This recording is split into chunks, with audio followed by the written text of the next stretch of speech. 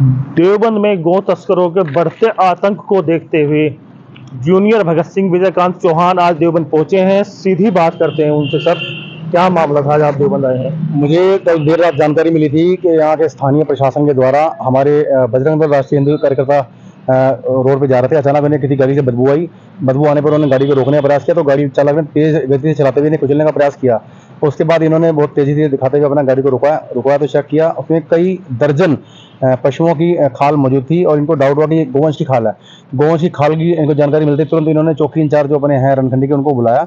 उनको मौके पे सारी जानकारी दी और जानकारी देकर गाड़ी उनके सुपुर्द कराई और उस गाड़ी को लेकर ये रणखंडी पे आए। रणखंडी फाटक और सीओ साहब ने बिना मेडिकल परीक्षण किए गैर कानूनी तरीके से अपनी मर्जी से इनको गुमराह करके उस गाय के गोवंश की खाल को भैंस की खाल बताकर जबरन दफनाने का प्रयास किया और दफना दिया।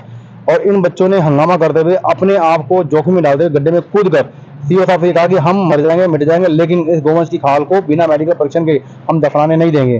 तो इनके दबाव में रात को ही वो खाल बाहर निकालकर पूरी गाड़ी के अंदर हमारे कार्यकर्ता पूरी रात गाड़ी के आसपास अनशन सोए, ठंडी में सोए। उसकी निगरानी के लिए चौकीदार की, जो कि ड्यूटी पुलिस वालों की थी, क्योंकि हमें संदेह था कि एक अधिकारी इस मामले को दबाने का प्रयास कर रहा है और ये उसके द्वारा बहुत अवैध कार्य किया जा रहा है। जानकारी मिलते तुरंत हम सुबह पहुंचे और डॉक्टरों की टीम को मौके पर बुलाकर पूरा मेडिकल परीक्षण हुआ वीडियोग्राफी के सामने।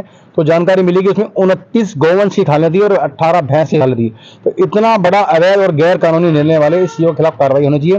मैंने शासन से, प्रशासन से मुख्यमंत्री को संबोधित ज्ञापन एसडीएम को यहाँ कोतवाल कर दिया, व्हाट्सएप पर डाला और डिमांड की है ऐसा भविष्य कोई पुलिस वाला इस प्रकार की गतिविधि ना करे जिससे हमारी हिंदू समाज की भावनाओं को खिलवाड़ पहुंचे। इस देवबंद क्षेत्र में किसी भी कीमत पर गौ माता की हत्या बर्दाश्त नहीं की जाएगी।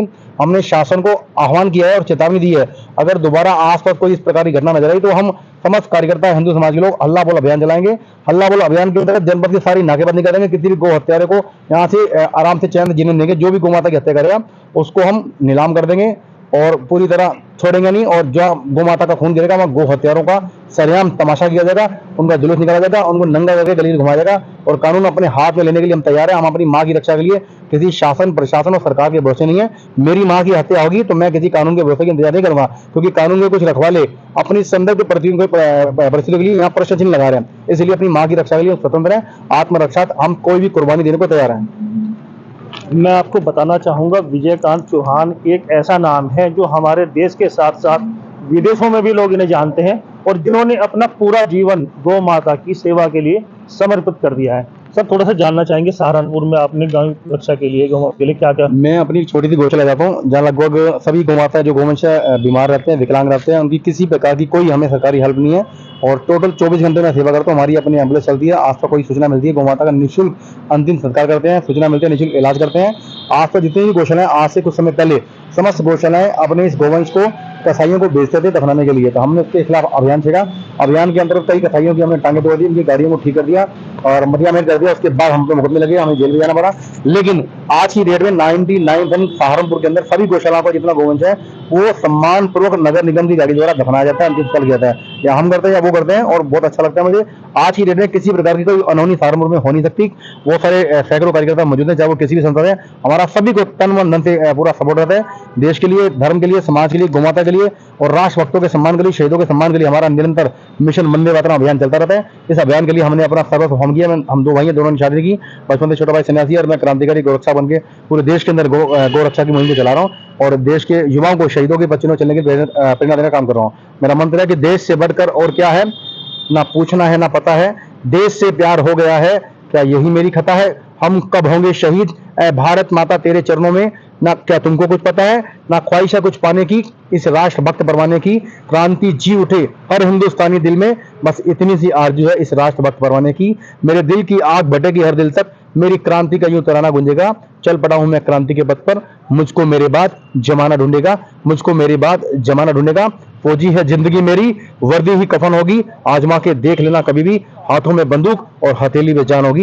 ये वर्दी हमने कफन के रूप में पहन रखी है। कई लोग इस पर प्रश्न लगाते हैं, उस पर सैकड़ों मुकदमे रहे हैं, सैकड़ों बार मैं अरेस्ट हुआ हूँ, कई बार जेल गया हूँ, कई बार गोलियां चली हैं, सैकड़ों मेरी गाड़ियों को पलट दिया था, लेकिन हम डगमगाए नहीं, क्योंकि हमारे शास्त्र में 2 मंत्र प्रत्येक सनातनी को सीखना चाहिए, इसको फॉलो होना चाहिए। सच्चाई है कि धर्मो रक्षति रक्षते, जो व्यक्ति धर्म के मार्ग पर चलता है धर्म उसकी रक्षा करता है। जो धर्म के लिए, परोपकार के लिए, राष्ट्र के कार्य के लिए कोई संकल्प करता है, उसके संकल्प को पूरा करने के लिए प्रकृति बाधाएं दूर करती है और समस्त देवता मिलकर रास्ते बनाते हैं। ये सच्चाई है, मैं आपके सामने जीता जा का प्रमाण हूँ। आप सच्चाई की राह पर चलिए, ईश्वर अंग संग हमेशा आपके रहेंगे, आपका कोई भी काम रुक नहीं सकता। धर्म की राह पर चलिए, जय श्री राम चलिए और राष्ट्र के कार्य के लिए करते चलिए, यही मेरे देश युवाओं से आह्वान है। जय हिंद, जय भारत, वंदे मातरम। सर, आप हमेशा फौजी की वर्दी में नजर आते हैं, क्या इससे पहले आप सेना में रहे हैं, क्या है इसका? मैं फौज से बड़ा प्यार करता था। मेरे परिवार के लोग नहीं चाहते थे कि मैं फौज में जाऊं।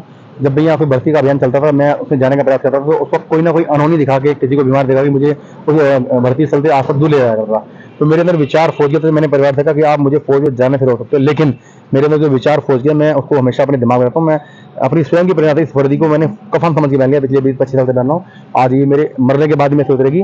और इस वर्दी को पहन के एक टीम को सरकार से मेडल मिलते हैं, सैलरी मिलती है, तनख्वाह मिलती है, बहुत सारे शौर्य मेडल मिलते हैं। मुझे इसके उल्टा गालियां गोलियां मुकदमे और जेल मिलती है। मैं इसे सह से स्वीकार करता हूँ। जब तक जीवित रहूंगा इसी वर्दी में रहूंगा, इस वर्दी के साथ ही मरूंगा। वर्तमान में कितने गौवंश अभी आपके पास है जी? मेरे पास लगभग इस वक्त 100 के लगभग गोवंश रहते हैं। इस वक्त थोड़ी भीड़ ज़्यादा है, जगह कम है, कुछ हमें थोड़ी कम की। इस वक्त 70 के वर्तमान में गोवंश है। और आगे हम बड़े प्रयास करें। मैंने शासन भेजा, कई लेटर लिखे हैं कि हमें कुछ जमीन एक्स्ट्रा मिले।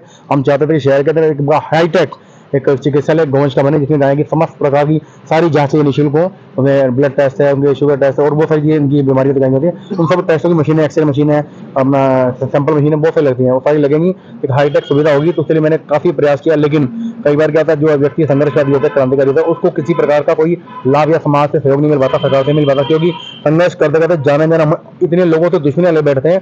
और जो दुश्मनी लेने वाले लोगों का शासन प्रशासन में बड़ा प्रभाव होता है। उनके कई परिवार लोग पूंजीपति होते हैं, करोड़पति हैं, उनके कोई रिश्तेदार नेताओं के साथ सचिवालय में होते हैं। तो वो हमारे बारे में शासन प्रशासन नेगेटिव जानकारी देने का प्रयास करते हैं। इसलिए जो हमारे सपने हैं, जो संकल्प हैं, वो कई बार होते होते रह जाते हैं नेगेटिव जानकारी की वजह से। लेकिन हमें उम्मीद है, आज नहीं तो कल आप जैसे भाइयों के माध्यम से, अन्य जनता के सहयोग से, हम एक न एक दिन बहुत अच्छा हॉस्पिटल फार्मूला अच्छे खोलेंगे, तो आसपास के कई जिलों की गौ माता की सेवा के लिए, गौवंश की सेवा के लिए वो समर्पित रहेगा, तैयार रहेगा। सर, मुख्यमंत्री योगी आदित्यनाथ ने गौ रक्षा के लिए तमाम योजनाएं चला रखी है, परंतु उसके बाद भी धरातल पर जो दिखाई दे रहा है, सच्चाई इसके विपरीत है। तो क्या हमारे चैनल के माध्यम से मुख्यमंत्री को क्या संदेश देना चाहें? मैं ये कहना चाहता हूँ, मुख्यमंत्री के माननीय मुख्यमंत्री मोदी से बहुत अच्छा प्रयास किया जा रहा है। हर जिले के अंदर गौशाला खोली जा रही है, लेकिन समाज हमारा पंगु हो चुका है। समाज हर काम सरकार के भरोसे रखना चाहता है। सरकार के साथ साथ जनता को भी जागना होगा, युवाओं को भी जागना होगा।